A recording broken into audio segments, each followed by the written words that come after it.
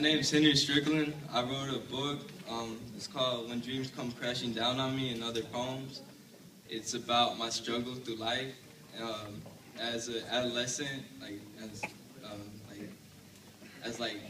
younger, elementary type thing, up to last year, which was the most difficult time of my life because I went through a mental treatment facility for depression and other things that I couldn't really handle myself, so I had to go get professional help. Finally I got tired of it, and I needed to get some help, so my parents sent me, I went, and I wrote a book.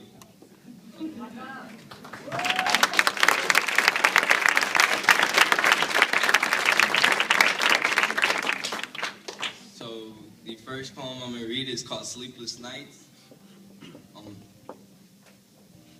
I walked through those nights, slow and quiet, couldn't hide the bruises on my arms, and cuts on my wrists, slits as my eyes, just like on my wrist.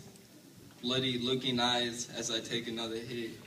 I start to feel lit, running away from my demise as I lie to myself, saying it's good for me, luring me into the street where I hope to be defeated by myself. I look into the light beams before they hit me, hoping they won't see me first. Screeching tires wake me up, looking into the darkness of my room. Chills swarm my body, hoping I could lay in the bed till I see the happiness in life. Striving to death, going out of body, watching myself, sleepless eyes. My chest breathing hard, hot air hitting my mind, tiring me, laying me down, tucking my body into submission. Sleep hits me hard, knocking me out, letting out a sigh. As I watch myself walk through the streets looking for a life, hoping I might see my destiny. I can't find it as I look around, paranoid that it will creep up behind me and strangle me. Seeing that lifeless, emotionless Henry lay on the cold, hard concrete as life goes on around me. The hustle of work, family stressors. As I lay there, I get frightened. Like I can't die. I have to fight those urges. My body surges to life as my dad says, "Get up," looking at the dark doorway as he walks out.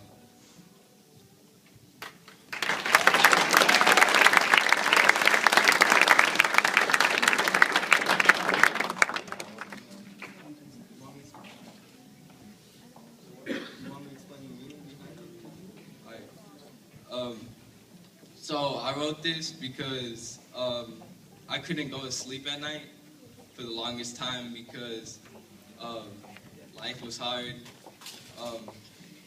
But then I carry other people's weight, other people's stressors on my shoulders because that's just how I feel as a person.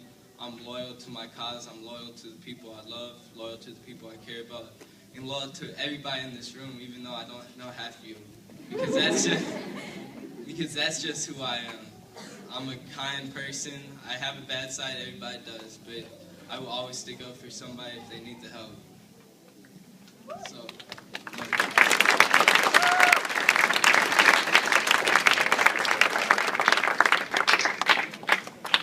I have another one, and supposedly this is Mr. Hooden's favorite. That's what he told me. I don't know if it's true. But it's called Ceilings. Ceilings create feelings of comfort, of home. Soon I will lay in my bed instead of those sterile, crude mattresses and pillows. Plastic suffocates my pores. Sores and aches flow through my body. My muscles give out. My temper slowly fades as somebody screams. They scream at me again, threatening me, shouting, "You're mine," showing me that they can knock me to my side. My fists end up in my mouth. After the hard-forced silence, looking into my suffocation, looking up to see my dreams as I drift away. My father making dinner, seeing my brother to be excited about school, watching my animals have a good time, happiness swallowing my family. Stress in a corner with hate, bad fates, depression, committing suicide, homicide killing my anger, visions fighting, fear running away, my medication swallowing itself, scars cutting themselves, hugs, love, happiness. My parents' pride in my recovery, tweak and creep through my dreams as it seems, this will only be a figment of my imagination. Reality burns away my smile, burns away my miles of serenity. Harmony screams within my eyelids. Light returns as I swallow my Seroquel. Another day, not feeling my emotions and notions of nonsense.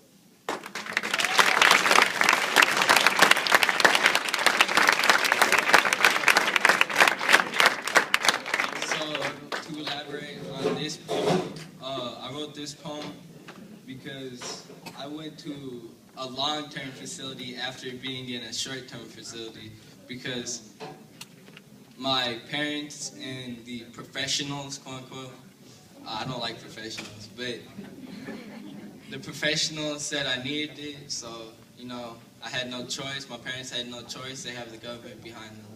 So there was this room they put me in with this other guy, and they put us in there, and they made us sleep in there, and if we were in punishment, we had to be in there for about 4 or 5 hours. I learned a lot about myself. You have a lot of time to think, especially if you're doped up on drugs that you have to take, like medication that's prescribed to you, because you physically cannot do anything else but think. So that was my emotionless type of my body that I really hated. I had no emotions. I had no feelings, except to get mad or get sad. Or, it's not like the intimate feelings even little kids on the front row have. It's that I can't have them as much as other people can. I can't cry like most of y'all can. I don't know if everybody can cry, but I physically cannot cry because my medication doesn't let me. But another thing about this poem is that, I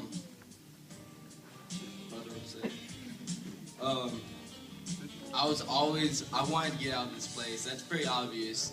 I'm about 100 miles, 200, I don't know.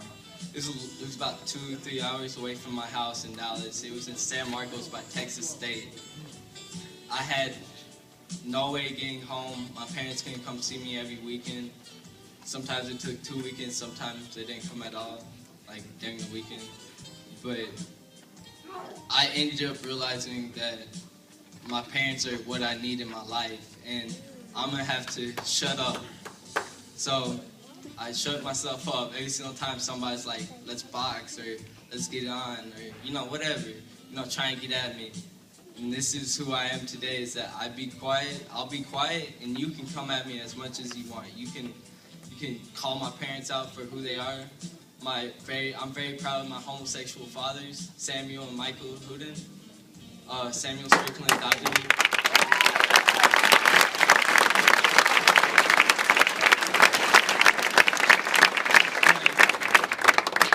That I just learned that my family is most important, and all you kids out here, even though I'm looking at y'all specifically, because y'all are really, I'm looking at y'all 3 kids right here, is that y'all might not realize that your parents are very good. I was in that time that I hated my parents. So it's like you need to appreciate them, or they will be taken away from you. I realized that hard way. So every younger kid in here who has not experienced life yet, y'all need to take this from this experience that I'm like telling y'all right now, and take it to heart, because y'all might not have your parents one day once you get my age, which was 14 when I was taken away from my parents. So, it was about 4 months, I think, in all, but y'all just need to take this away and say, my parents are bomb. Let's give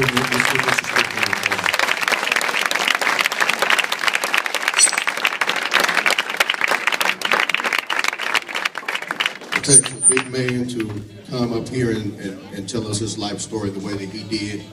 And as you can tell, Mr. Strickland expresses himself very well through his poems.